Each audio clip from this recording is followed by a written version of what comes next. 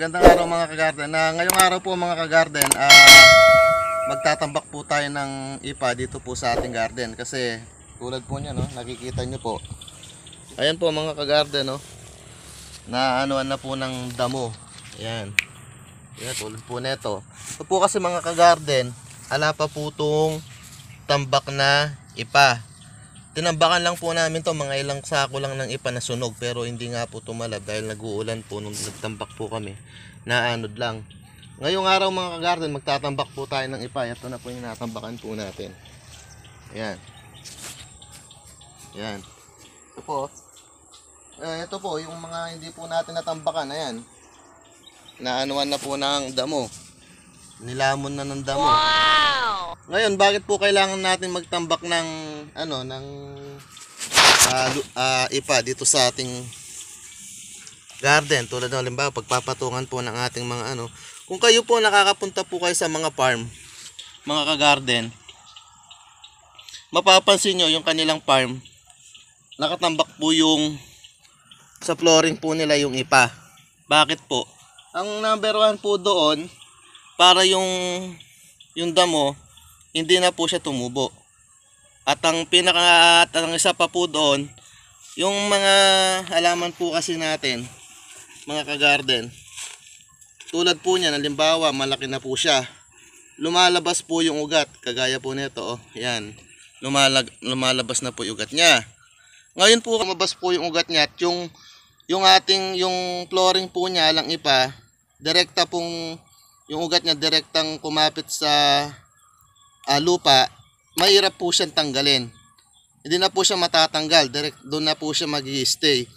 Pero pagka po yung ating flooring ng ating garden may ipa, pagka inugot po natin yan, hindi po masasaktan yung ugat ng ating halaman. Yun po yung purpose nung dapat yung garden po ninyo, lalo sa mga gusto pong magkaroon ng garden na malawak, yun po yung may sasuggest po namin sa inyo. At maganda pa po ang magiging tubo ng inyong mga halaman. Iwas na po sa damo, iwas sa trabaho, yung damo ka ng damo, mawawala na po yun pagka nagtambak kayo ng ipa sa ating garden. So, tulad po nito. Oh.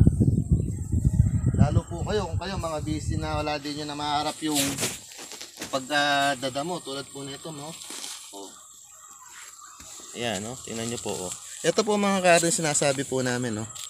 Ayun, yung ugat po niya, lalabas po yan. Pero pagka dito po siya kumapit, pagka inugot po natin yan, madaling-madali lang po mga ka-garden.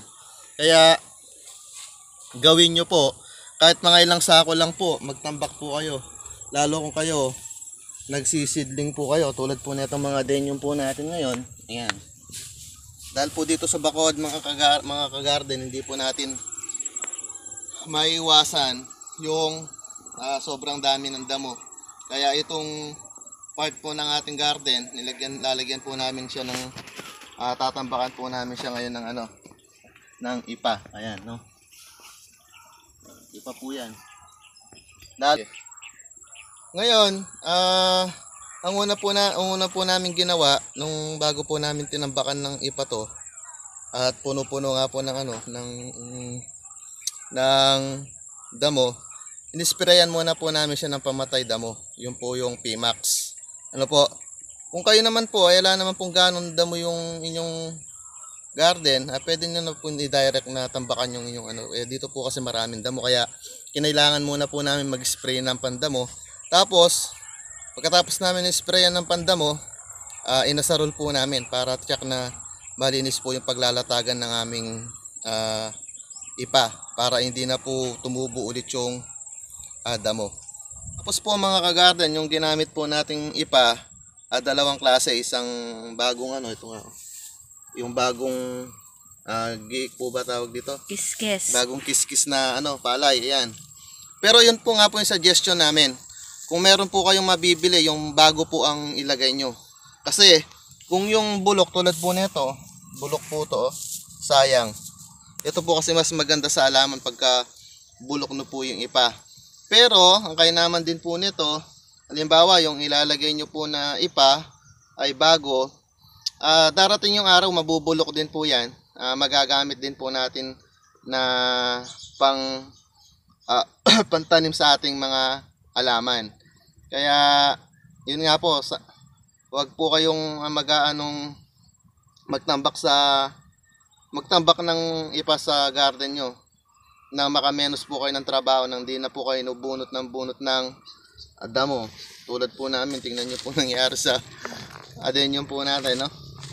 Ang laki na po sana, kaso naatrasado po yung paglaki niya. Dahil nga po inaagawan ng vitamins nung damo. Na sana yung adenyum po natin ang kumakain ng vitamins. Kaya pagka nagpataba po kami, yan, may kaagaw po na vitamins yung adenyum. Kaya hindi po siya kaagad lumaki. Tapos mga kagarden, idadagdag lang po din po namin, lalo dun po sa mga nag-order po sa amin ng seeds, na ganito na po kalalaki yung mga tanim po ninyo. Mag-toppings na po kayo. Halimbawa, mag-toppings po kayo ng bulok na ipa or pinagalong bulok na ipa tsaka tayo ng kalabaw. Pero mas maganda pong i-toppings po ninyo tayo ng kalabaw.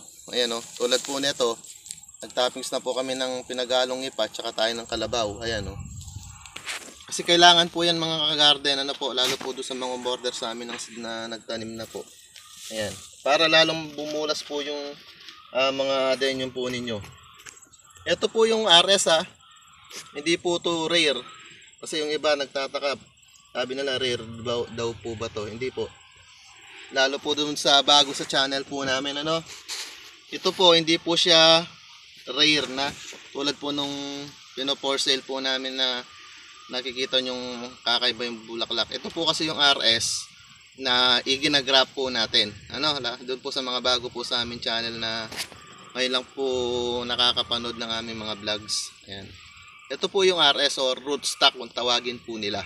Ordinary pink na ordinary adenyum. pink. Ayan. Single.